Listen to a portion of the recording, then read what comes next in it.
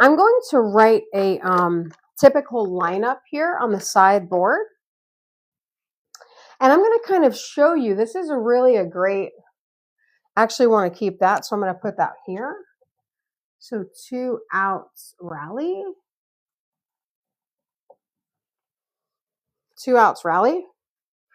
And then here is a typical lineup. A lot of coaches really, they're picking favorites and they don't really have a good idea of how to organize a lineup. So I'm going to give you a quick formula on how to do that, okay? Hey, photography, welcome. This is a page all about baseball and softball. And today we're talking about the steal with protection. So a typical lineup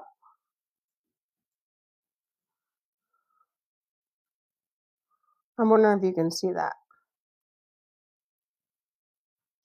A typical lineup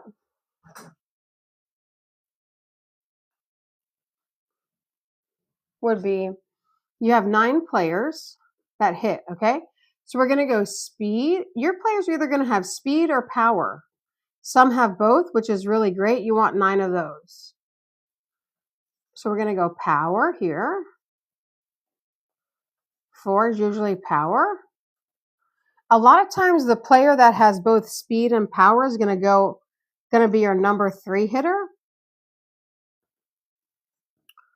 So we're going to go 5. Oh, wait. Speed, speed, power. We're going to go 3 power in a row. I think. When I get to the end, I'll know if that's right or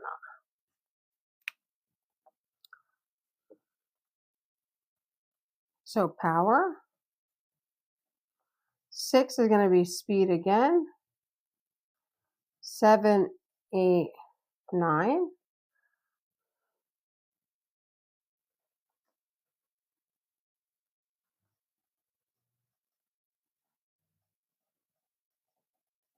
But when you are creating your lineup, if you are, hey, Daddy Tank, welcome.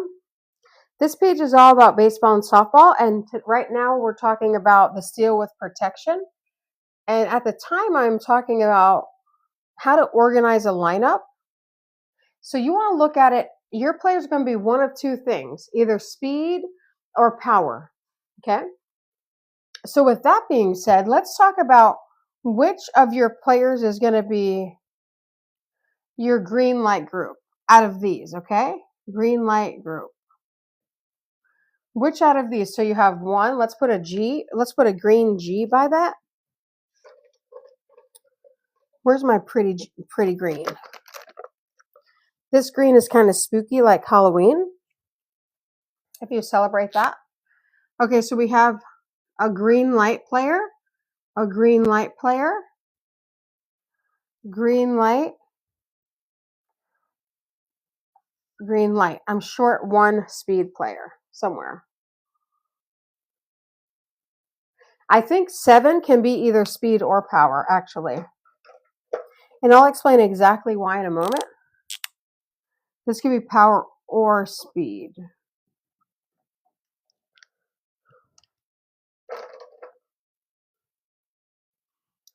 Okay, so we have 5 people that could be in the green light group right away.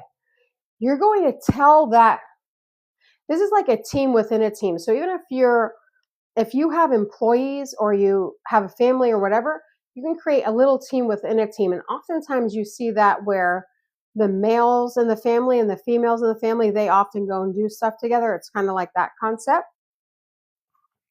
But with that being said, we have 1, 2, 3, 4, 5 people that the coach is going to designate as the green light group, okay? So that's 5 people right there that's going to be in the green light group, right? And remember, those players with 0 to 1 outs, they can pretty much do whatever they want. They can steal when they want. They can bunt and do any kind of speed, small game stuff when they want, okay? This is a big help for your coaches because it gives you, hey, Nani, welcome. This is a big help for your coaches because it gives you, hey, Nani, welcome.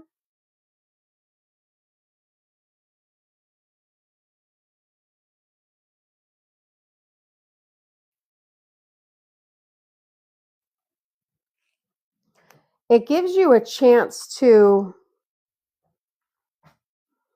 first of all, see if you can trust certain players.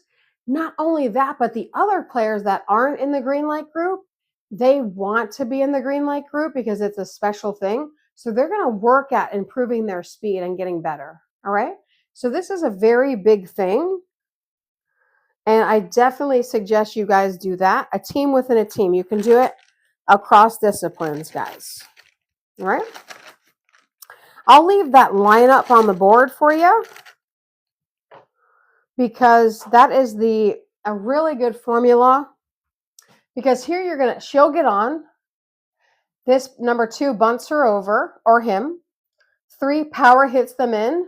Power hits this power in, let's say by accident, and usually you'll get down to your 5th batter. In the first inning, a good organized lineup will get all the way to 5 before they get 3 outs, okay? Then looky here. You're starting again your second inning with speed. Hey, Nietzsche, welcome if you're still here. You're going to start again with speed, who gets on base. And then power, who hits them in or moves them over. Power, who hits them in. And then boom, speed again, okay? It's fail-proof, okay? Try it. Try it out if you can. If you can't, that's okay. So what's for lunch, guys? I like food. I'm a foodie. People are multifaceted, which means they can do many things. Hey, Jacqueline. Not only am I into baseball and softball for many, many years, and I know lots about that, but I also am a foodie. I do real estate. So people are dynamic. So with that said, what's for lunch, guys? Let me know in the comments. That's a more common topic than baseball and softball. More people can identify with that. I get that.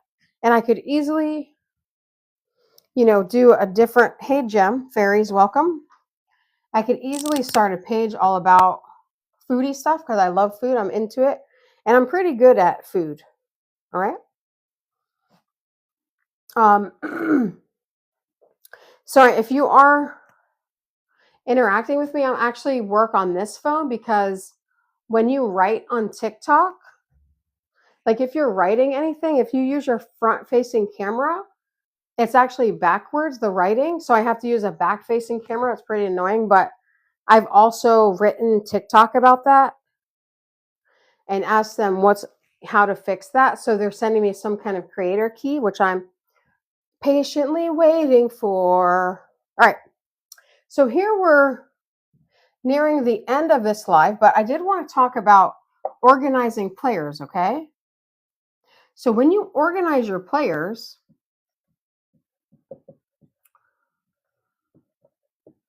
I'm just going to erase this up top to let you know. Actually, I think I'll leave it.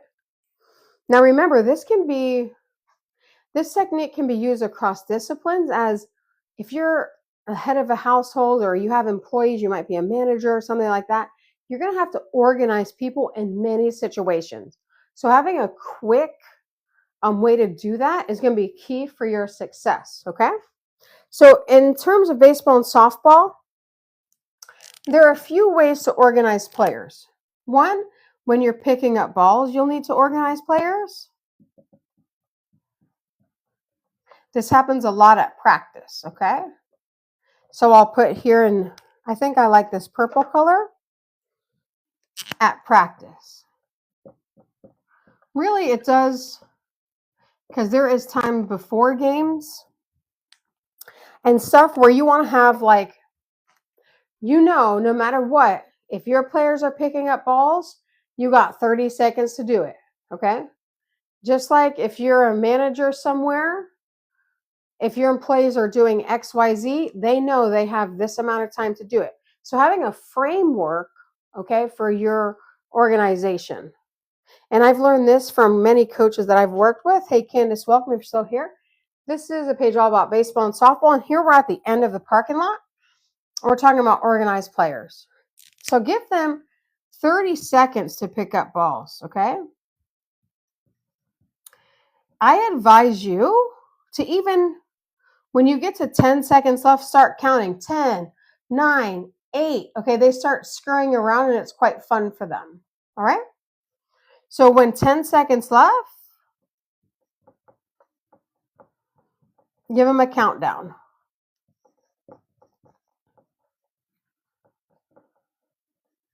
All right? Once they have 10 seconds left, give them a countdown. And like I said, this can be used across all disciplines. Give me an example in the comments where you might use this in your day-to-day life with your family or with whoever, or at work with a manager. Okay? All right, so give them 30 seconds when picking up the balls, and when they have 10 seconds left, give them a countdown. 10, 9, 8. Also, this 30-second method could be used while right after they're getting a drink. Okay, getting water. Once they're getting water or a drink, kids have a tendency to kind of linger around. They linger around the water and they're talking about, and that's fine. If they're there to be social, I'm not saying don't be social, but during practice time, you have 30 seconds to get a quick drink. And of course, you don't want them to drink too much. Safety is always first when working with kids. So you don't want them to drink. Oh, Nana, if you're still there, I want to know, what does this triangle with the number 2 mean? I've been asking anyone that stops by with this. Hey, Aussie Oil, welcome. All right. If they're getting water, they have 30 seconds. So these are 2 good tips, guys, on how to organize your players or how to organize your whoever you work with. If you're a manager, I was saying that you can use this technique across disciplines. Okay. All right. So that was good. And then next time we'll pick up with 2 outs rally. Okay. This is good. I was inspired to find that information today. So thank you, TikTok and the powers that organize. So this is good. There are other instances, and I will show you one more, okay, of organizing players. When you're grouping players, a lot of my drills call for grouping players because you can get the most out of. Hey, Haley, welcome. What does that triangle with the number 2 on it mean? Let me know, please, in the comments before you go. So with that number 2, so with that, a lot of times we're going to group players, okay? So grouping players. Because you're going to run drills. You're not just going to throw your team on the field. Just like at your job, if you're a manager or whatever, you're organizing people in any way, you want to have small groups, okay? Because those small groups, it's going to be more effective for learning and getting to know each other when you work in small groups, okay? So a really good, hey, bargain finding, welcome. A really good way to group players, let's say you have 12 players, okay? So you have 1, 2, 3, 4, 5, 6, 7, 8, 9, 10. Darn it, I ran out of space. Let's say you have 10, okay? You're actually going to give these players a number. So you're going to go 1, 2, 1, 2, 1, 2, 1, 2, 1, 2. Then you're going to say, okay, all 2s, all number 1s stand here. This is so easy, but if you don't know this, then you don't know it, okay? So all of your 1 players are then going to stand here. So you have 1, 2, 3, 4, 5. You have 5, 1, 2, 3, 4, 5, okay?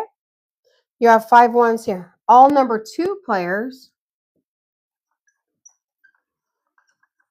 2 players here. Oh, Players here. So you have 1, 2, 3, 4, 5 number 2s. they're very quickly, and this happens in less than a minute in your practice or in your, however you're organized, it can happen very fast. Okay, so you just call them out. 1, 2, 1, 2, 1, 2. Okay, all players with a number 1 stand here.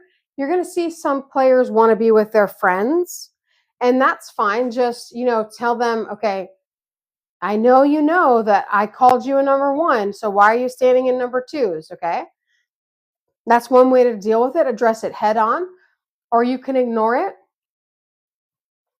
or you could not say anything and tell them just go back to the number 1 where they were. Okay, so there's a few ways to deal with it. Or, a really reasonable coach would say, and remember, happy workers work harder. A reasonable coach that wants their players happy would say, so and so, I know that you were called a 1 and so do you. Is this the reason why that you want to go stand with the number 2s? Most likely it's social. Okay, is because you want to stand next to Jane or John? Is that why you are? Yes, that's why. Well, just tell me that next time instead of being sneaky about that, because we work around trust here on this team. Okay, so that's one way to do it, because you will be caught with that person that goes against the grain of your rules or your structure. Okay, that's just how structure works, and it's how rules work. Okay, all right. So with that being said, but still keep your structure in place and keep your rules in place, knowing that sometimes they will be broken. Okay, but if you have a structure, you can easily fix that. Once you get the fly in the perfume, have you heard of that analogy? And I'll put that here for next time.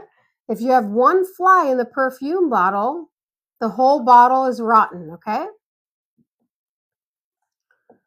So you want to quickly find the fly in the perfume bottle and pluck it out. And a lot of times that person just needs a little more attention. That's okay, all right? Just give them attention in a constructive way, off to the side, however you want to do it. All right? Well, that concludes, hello and welcome, our live today. Thank you so much for being here. And yeah, this page is all about baseball and softball. Again, I have many things that I like. People are dynamic, but I know the most right now about baseball and softball, and I can honestly teach it in my sleep. So that's what this page is about, but I do have other pages here on TikTok. I have quite a few. If you do find me out in the streets, in the online streets, say hello, and I'll do the same. And yeah, I did have a question. What is going on with TikTok being bought by an American company? Are we still able to speak with people in other countries, or no, we're not? Not speak to them, but are we able to see their content? Or are we just getting American content? Let me know. Hey, Kai, welcome. All right. I'm just ending, but today we talked about seal with protection. And yeah, this page is all about baseball and softball, but I do have many different things that I like and I'm good at. But today we talked about the steal with protection. Not stealing from Walmart, but stealing the bases. So follow, like, subscribe, all that, and I'll see you next time.